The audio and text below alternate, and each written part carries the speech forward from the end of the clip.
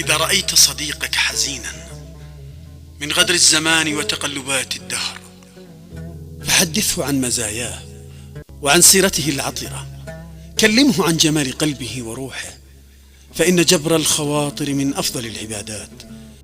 كما روي عن ابن عباس رضي الله عنه قال: قال رسول الله صلى الله عليه وسلم: من سار بين الناس جابرا للخواطر أدركه الله في جوف المخاطر.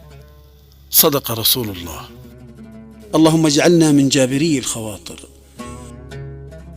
جمعة طيبة مباركة.